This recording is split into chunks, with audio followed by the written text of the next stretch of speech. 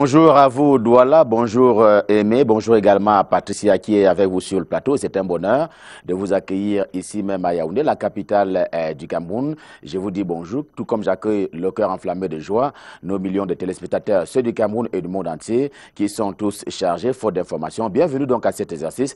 J'ai nommé la revue de presse Made in Yaoundé. En tout cas, c'est la première partie ce matin, comme d'habitude. Cap d'abord sur le quotidien camerounais à capitaux publics. J'ai nommé Cameroun Tribune. À la une ce matin, il y a effectivement la tenue hier à Yaoundé du premier conseil national de la décentralisation. C'était d'ailleurs sous la présidence du premier ministre et chef du gouvernement Philemon Yann. Bonne nouvelle à retenir à l'issue des travaux. Eh bien, à partir de 2019, c'est-à-dire l'année prochaine, eh bien, ce sont les maires ainsi que les délégués du gouvernement qui vont initier les projets de développement de leurs localités respectives.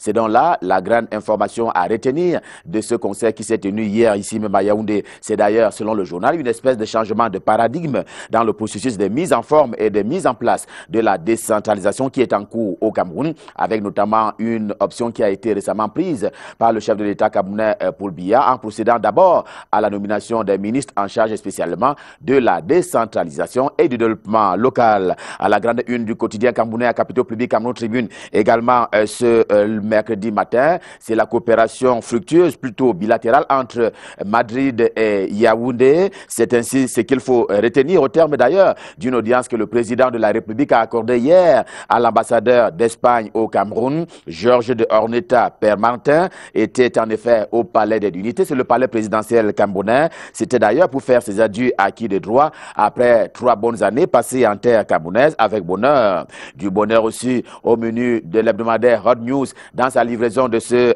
mercredi. Le journal qui célèbre également la coopération entre Paris et Yaoundé, entre la France et le Cameroun. On a encore eu l'occasion de le dire lors d'une récente audience, tout aussi accordée par le président de la République à l'ambassadeur de France au Cameroun, Gilles Thibault, qui était donc au palais de l'Unité et qui a à l'occasion remis une invitation du président Emmanuel Macron de France au président camerounais. C'était aussi l'occasion pour lui de réaffirmer son indéfectible soutien à l'unité et à l'indivisibilité de la République du Cameroun, un pays qui vit déjà au rythme de l'élection présidentielle du 7 octobre prochain. C'est pour cela que le quotidien Émergence, dans sa grande une édition de ce mercredi, présente à sa manière quels sont d'ailleurs les visages de ceux qui ont été retenus officiellement pour concourir à l'occasion de cette compétition du 7 octobre prochain. De Paul Biya, Andy Ford Franklin, en passant par Joshua aussi du Social Democratic Front, Akere Mouna, Cabral Libi, Garga Amanadji, Maurice Kamto, le docteur Adamou Namjoya et Serge Espoir Matomba, eh bien, tous ont désormais qualité pour briguer un mandat à la magistrature suprême au Cameroun. Reprend également ce sujet et il le reprend si bien qu'il les donne tous favoris pour aller donc gouverner, pour aller donc habiter au palais de l'Unité, le palais présidentiel, même s'il reconnaît, lui, le journal, qu'il y a des différences à faire quand même parmi ces candidats qui ont été déclarés ainsi officiellement hier par Elections Cameroun et l'ECAM. Il y a donc ceux qui ont des destins communs, comme le président Paul Biya, les infatigables comme Garga Amanadji, les conquérants et ceux qui veulent mettre fin au séjour des anciens, notamment en les postes de pouvoir et de décision. Et parmi ceux-là, il faut naturellement citer Cabral Libi qui emporte avec lui l'assentiment de la jeunesse, au même titre que Serge Espoir à Matomba. La même présidentielle intéresse l'hebdomadaire Le Soir ce matin et ce sujet intéresse si bien le journal que ce matin, il en fait sa grande une et il s'attelle d'ailleurs à analyser les forces et les faiblesses de ces 9 candidats qui ont ainsi été déclarés hier par Elections Cameroun pour pouvoir donc compétir de façon officielle à l'élection présidentielle du 7 octobre prochain. Justement, il dit que Gaga Amanadji va simplement à la conquête de son honneur. Maurice Kamto est par rapport au pouvoir de Yaoundé quelque peu radical face au pouvoir de Yaoundé. Cabral Libi est porté par la jeunesse. Joshua aussi prétend de faire mieux que ni John Fundi, le fondateur du Social Democratic Front.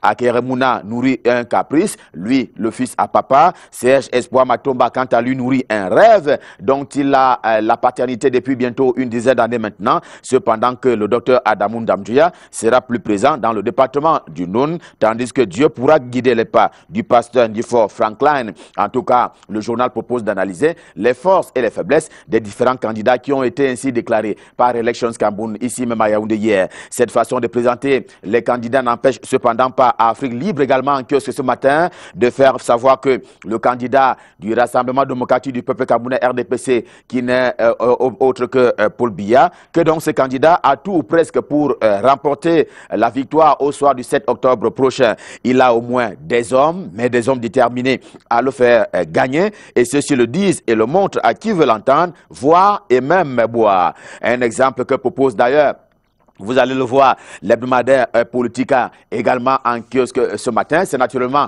Henri Eyebe Aïssi, du nom du ministre camerounais en charge de l'agriculture et du développement rural. Eh bien, l'homme de la Lekié qui initia, on s'en souvient, l'opération de collecte de fonds pour financer la campagne de Paul Biya par rapport donc à l'élection présidentielle. Dans le registre de la présidentielle encore, eh bien, voici le quotidien L'Épervier, c'est le journal de Léopold Clovis Noudjou également en kiosque ce mercredi, qui nous convie simplement dans les casernes, mais les casernes militaires. Et là, il dit, contrairement aux autres analystes et experts des questions électorales, qu'il n'y a pas d'entorse à ériger donc les bureaux de vote, notamment dans les casernes. Et pour le journal, en termes de justification, eh bien, cela participe de la démocratie et pas au contraire, car il y va des casernes comme des hôpitaux et autres bureaux de vote qui revêtent un caractère spécial. Trêve de la présidentielle pour donner un peu vie au social ce matin à propos du quotidien L'Épervier encore, dont la grande une ce matin se rapporte d'ailleurs, vous allez le voir, à l'agriculture. Eh bien, le journal rend compte du lancement de la campagne cacaoyère 2018-2019, un lancement qui a eu lieu du côté de Ngomedzab dans le département d'Union Esso. C'est l'un des départements de la région du centre camerounais. Dans le monde du travail, toujours, c'est le monde professionnel, l'hebdomadaire, le monde professionnel, également en kiosque ce mercredi, qui parlait de Nana Kongchou comme étant un citoyen qui s'en va ester en justice, et pour cause, eh bien, il y a un certain nombre de syndicats qui lui ont porté plainte, notamment pour un certain nombre de motifs qui sont d'ailleurs rappelés par le journal, et notamment le syndicat national indépendant de l'énergie électrique, pour qui, eh bien, le DG de Eneo est poursuivable pour atteinte aux droits civiques, entre autres motifs qui sont donc contenus dans cette plainte. On va rester dans le travail avec la deuxième une du monde professionnel également en kiosque ce mercredi. Le monde professionnel qui ressort du tiroir, un classement qui a été établi par le ministre Grégoire Owana du Travail et de la Sécurité sociale. Question de mieux rendre compte de la valeur des centrales syndicales au Cameroun, pour parler exactement comme le journal des confédérations syndicales. Et on lit à propos de ce classement que le premier syndicat camerounais en termes de centrale, c'est la CSTC, la centrale syndicale des travailleurs du Cameroun, dont le président est Zambou Amougou, qui reste donc la première centrale au Cameroun, suivie en cela par la CESAC, de l'UGTC, de Isaac Bissala, et de la CESIC, qui ferme d'ailleurs la queue à l'issue de ce classement, qui a donc été rendu public par le ministre Grégoire Owana du Travail et de la Sécurité sociale. Venons-en à ce qu'il est convenu d'appeler au Cameroun depuis quelques mois maintenant l'affaire Christian Toumi, depuis qu'il a mis sur la table ce projet dit projet de dialogue anglophone pour pouvoir sortir donc de la crise sociopolitique que le Cameroun traverse en sa partie anglophone, justement le sud-ouest et le nord-ouest camerounais, pour parler plus exactement. Eh bien, le Gideon en kiosque ce mercredi convoque l'attitude du docteur Munzo, attitude selon laquelle Christian Toumi est simplement mal compris de la part de ses compatriotes, un peu comme si on jetait un bébé avec de l'eau. Peut-être qu'il y a du bon et du moins bon dans sa proposition de ces dialogues dits anglophones. L'essentiel, dit encore ce docteur ce matin dans le journal Le Gideon, c'est qu'il faut naturellement prêter une oreille attentive à l'archevêque émérite de Douala. Cela est dit que l'hebdomadaire Investigation assène un nouveau coup, un coup simplement contre le cardinal Christian Toumi, et le journal indiquait que l'archevêque émérite de Douala au Cameroun s'avère un peu un politicien, mais un mauvais politicien qui veut mettre côte à côte l'arme et la conférence pour parler notamment d'une cohabitation impossible entre les sécessionnistes et la conférence qui, elle, est basée sur un dialogue ainsi convoqué par le cardinal Christian Toumi. Et au journal Le Héros National, on consent à dire que c'est une question de temps à propos de la sortie de crise tant recherchée recherché par l'ensemble de la communauté nationale sortie de crise anglophone. C'est donc une question de temps. Bientôt, selon le journal, eh bien, l'oraison funèbre des sécessionnistes sera prononcée au Cameroun, car certains pays sont passés par là. D'autres pays également ont réussi à sortir des bourbiers. Et naturellement, il prend le cas des Biafra du côté du Nigeria voisin ou même de la Casamance du côté du Maroc, que donc bientôt le Cameroun sortira de ce marasme. Côté économie et finances ce matin, coup d'œil au quotidien Eco-Matin qui est effectivement spécialisé en les questions économiques et financières. Eh bien, le journal ce matin où est publié la liste des produits européens qui sont exempts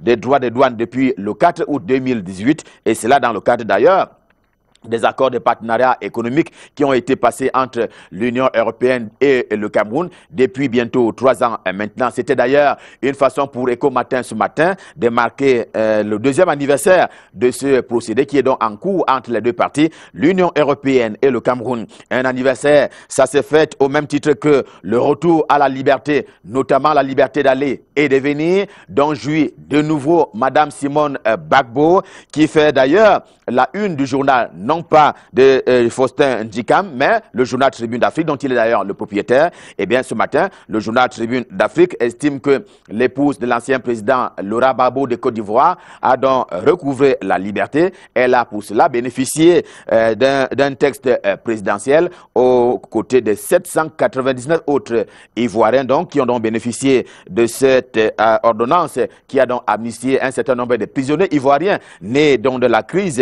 post-électorale des années 2010 et 2011. Retour à la maison dans les villes et villages du château d'eau du Cameroun. C'est ainsi qu'on appelle affectueusement la région de la Damawa au Cameroun. La région de la Damawa qui fait d'ailleurs la une, vous le voyez, des communes actuelles. Et cela sous fond d'appel à réparation dans cette région. Et pour la seule année scolaire 2018, renseigne le journal, eh bien, plus de 1500 enfants vivants ne sont pas nés juridiquement de ce côté-là, faute d'acte de naissance établi. Et ce fait tend à devenir constant, d'où donc le cri d'alarme du Lamido de Ngaoundéré. Inch'Allah, il demande simplement à l'État camerounais de s'y impliquer davantage.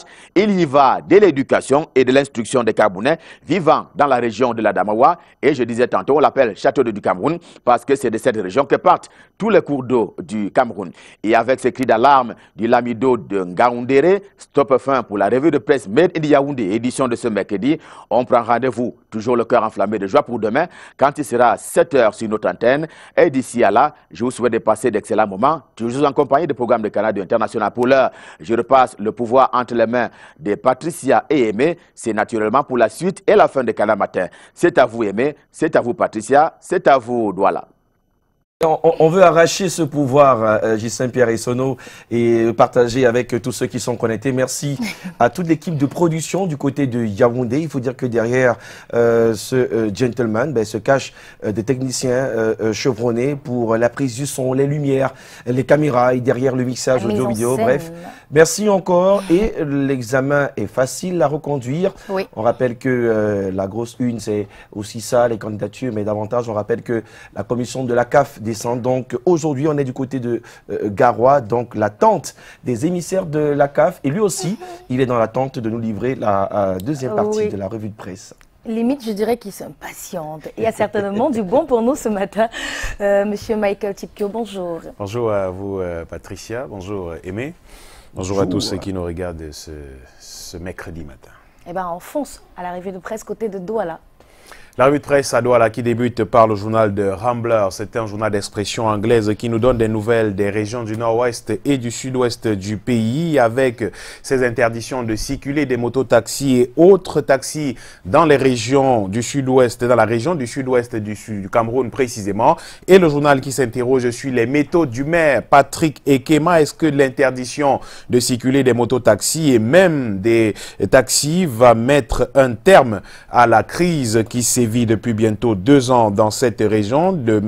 Le journal qui n'est pas du tout tendre avec le maire de Buea ce matin, qui revient également sur les nombreuses interdictions et même la fermeture de certains établissements bancaires il y a quelques temps seulement. Et après de Rambler, de Son également en kiosque ce jour nous donne des nouvelles des personnes arrêtées dans les régions du sud-ouest du Cameroun il y a quelque temps seulement, et le ministre de l'administration territoriale, Paul Atangandji, s'adressant aux sécessionnistes qui sont dans la diaspora camerounaise, leur a fait savoir qu'ils reviendront au Cameroun, un peu comme Sisikou, Ayoktabe et autres ont été rapatriés et sont désormais détenus au Cameroun. Et le journal qui nous donne également des nouvelles de nos compatriotes déplacés dans les régions du sud-ouest et du nord-ouest du Cameroun, également des réfugiés qui sont aujourd'hui au Nigeria et dont certains souffrent de nombreuses maladies. À Bangui, par exemple, ils sont quelques-uns à retourner chez eux après que nos forces de défense et de sécurité un tout petit peu calmé les hostilités sur le terrain. Et en parlant de maladies, un médicament qui pourrait, pourquoi pas, apporter de la santé à ces nombreux déplacés et réfugiés au Cameroun, c'est un antipaludéen qui a fait l'objet d'une mise en quarantaine il y a quelques temps seulement, et le quotidien La Nouvelle Expression en parle ce matin. Cet antipaludéen s'appelle le Coarinat, accusé d'avoir donné la mort à certaines personnes à Yaoundé. Le ministre de l'administration, le ministre de la santé publique plutôt, avait décidé de la mise en quarantaine de ce remède, et après donc des analyses qui ont été effectuées par le centre Plaster, on va se rendre à l'évidence justement que le médicament en question n'était pas à l'origine de la mort de ces personnes à Yaoundé. Il a donc tout simplement été réhabilité, et donc un communiqué du ministre de la Santé publique rendu public à cet effet. Le médicament Coarina n'a donc rien de fâcheux sur la santé des consommateurs, a fait savoir le ministre, et donc le conditionnement du médicament selon les responsables de ce laboratoire qui aurait changé entre-temps, passant de la boîte avec moustique et à la boîte justement sans moustique. Et c'est donc des détails à lire en page 4 du journal La Nouvelle Expression en kiosque ce jour, et qui nous donne des nouvelles de la région du Nord-Ouest et du sous-préfet de Menchum Valley qui a été libéré il y a quelques jours. Comment l'homme a pu recouvrer la liberté 2 jours seulement après être arrêté par des séparatistes dans la région du Nord-Ouest du Cameroun? La question se pose toujours depuis son enlèvement et sa libération quelques jours seulement après, 48 heures seulement après. Et le journal La Nouvelle Expression qui croit avoir les raisons et même comment l'homme a pu recouvrer la liberté. Les sécessionnistes se seraient simplement rendus compte que, comme le sous-préfet de Batibo enlevé le 11 février dernier, le sous-préfet de Menchum Valley était donc un autre ressortissant de la région du sud-ouest du Cameroun. Il n'était donc pas question pour eux de garder entre eux, parmi eux bien sûr, 2 autorités ressortissantes de la région du sud-ouest du Cameroun. C'est donc l'explication donnée par La Nouvelle Expression en kiosque ce mercredi, et qui nous parle à sa grande une de l'actualité la plus forte depuis hier au Cameroun. C'est bien sûr la publication de ces listes de candidatures pour l'élection présidentielle de 2018. Voici donc les présidentiables présentés par le quotidien La Nouvelle Expression, le conseil électoral qui a donc admis 9 candidats, rejeté 18 candidatures lors de ces différents travaux, et la liste de ces retenus a donc été rendue publique hier à Yaoundé. Et donc ceux qui ont été recalés encore 2 jours, 1 jour désormais, 24 heures pour se saisir le Conseil constitutionnel, tandis que d'autres des alliances se nouent avec des préalables au menu avant l'élection présidentielle du 7 octobre prochain. C'est donc l'essentiel de l'actualité dans le quotidien La Nouvelle Expression de ce jour, et qui nous donne d'ailleurs la parole à quelques-uns de ces candidats à l'élection présidentielle: Serge Espoir Matomba, Cabral Libi, le prophète Franklin Difo Afani, Joshua aussi, et puis Paul Maël qui parle également au nom du candidat Akiri Mouna et parle de la discussion qui se poursuit pour une probable alliance, bien sûr, avant l'élection présidentielle du 7 octobre prochain. Info Matin, le quotidien en kiosque également ce mercredi, nous présente ces différents candidats et nous livre d'ailleurs les premières réactions de ces candidats à l'élection présidentielle du 7 octobre prochain. Maurice Kamto, Cabral Libi et bien d'autres candidats s'expriment dans le quotidien Info Matin en kiosque ce jour. Ils sont donc nombreux, et le journal se propose de nous livrer quelques détails sur les circonstances de déclaration de leur candidature, également leur réaction hier suite à la publication des listes par le Conseil électoral d'Elections Cameroun. Le pied de une du journal Info Matin nous parle du lancement de la campagne 2018-2019 de la filière cacao qui est mise sous le signe de l'optimisme par le ministre du Commerce Luc Magloire Baga Atangana. Le cap a été fixé hier en Gomezap par le ministre du Commerce Luc Magloire Baga Atangana qui entend justement faire rayonner le cacao camerounais à l'international d'une production commercialisée à plus de 235 510 tonnes en 2017 et 2018 contre 231 642 en 2016-2017. Une embellie donc dans le secteur de la production du cacao au Cameroun. Le journal L'Œil du Sahel nous parle du Hajj 2018 et de ces pèlerins camerounais, les premiers qui ont déjà pris l'avion pour se rendre à la Mecque pour le Hajj 2018. Et le journal qui choisit de parler de ces dons ou alors de ces facilités accordées par le président de la République à ces pèlerins du Hajj 2018. Occasion pour le journal de Guibaï Gatama de titrer ce matin que Paul Biya flatte les pèlerins camerounais. Ils sont nombreux, effectivement, qui ont pris la route déjà pour la Mecque. Et donc Paul Biya flatte les pèlerins camerounais.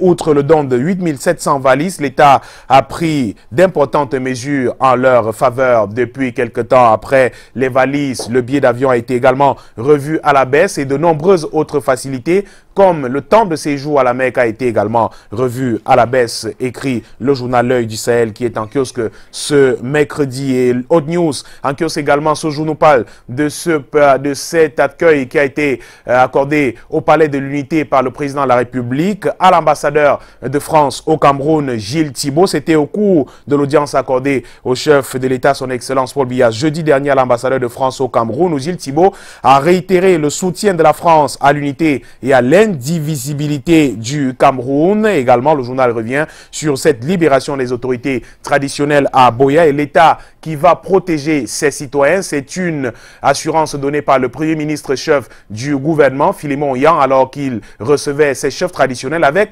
à ses côtés, le ministre de l'administration territoriale, Paul Atangadi. C'était le week-end dernier à Yaoundé. Le journal Afrique Libre également, en kiosque ce jour, nous donne les images des hommes clés pour la campagne de Paul Biya pour l'élection présidentielle du 7 octobre prochain. Ils sont donc nombreux. Moulongo Oscar, Perial Nyodok, Ella Choumarou, Titi Pierre et bien d'autres caciques du Rassemblement démocratique du peuple camerounais pour porter le candidat du Rassemblement démocratique du peuple camerounais a tout dit lors de l'élection du 7 octobre 2018. Et pendant que les uns se battent effectivement pour porter la candidature de Paul Biya, un autre dans le département du Mongo arnaque plutôt les militants du Rassemblement démocratique du peuple camerounais. L'honorable Dono Banga, pointé du doigt aujourd'hui par le journal Afrique Libre, qui aurait collecté des fonds sous le prétexte de soutenir la candidature de Paul Biya, mais qui n'aurait pas reversé cet argent au comité central du Rassemblement démocratique du peuple camerounais. La voix du paysan pour terminer cette revue de presse qui nous parle de la culture de l'escargot au Cameroun, de l'élevage plutôt de l'escargot qui se fait désormais au Cameroun, les techniques d'élevage, astuces de collecte, témoignages de commerçants locaux à lire dans le journal La Voix du paysan en kiosque ce jour. L'élevage des escargots, encore appelé héliciculture, est récent au Cameroun et le ramassage du mollusque dans la nature, son principal mode de ravitaillement expérimenté de manière extensive au Cameroun. L'héliciculture se pratique en saison humide dans la partie méridionale du pays, écrit le journal La Voix du paysan. Et c'est avec lui que nous terminons cette deuxième partie de la revue de presse de mercredi à Douala.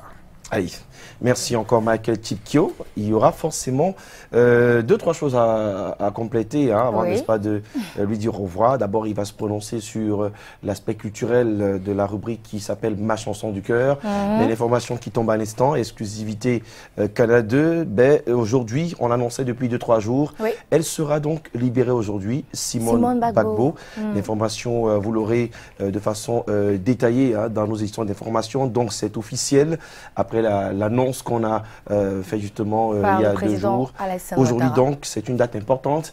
8 août 2018, la libération de Simone Gbagbo. Et puis tout à l'heure, en page internationale, on reviendra sur cette personnalité, cette dame qui a été donc pendant quelques années retenue privée de liberté. Oui. Et c'était hier justement la célébration de l'indépendance du côté de la Côte d'Ivoire. Et il a fallu rendre à certains leur liberté. Ah ben oui. On y reviendra, tu l'as dit, Aimé. Mais avant, pour accompagner Michael Tipkio qui est sur ce plateau, il faudra choisir.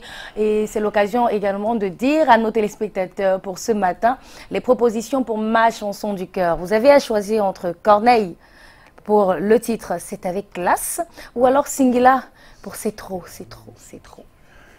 Ben, un peu, on est un mercredi un peu R&B, souvenir, Ouais. Remember the Time. Ouais. Bah, écoutez, c'est un peu un dilemme. Hein. Ouh. Un dilemme de choisir entre ces 2 belles chansons que j'aime bien. Mais bon, je vais choisir Corneille, c'est avec classe. Voilà. Je choisis Corneille. C'est Pourquoi avec classe. avec classe de Corneille? Parce que tu as d'abord remarqué ses yeux. Avant, Avant, c'est fait. C'est C'est la chanson. ça ici, c'est la chanson. Ouais. Non, mais écoutez, pour ces paroles,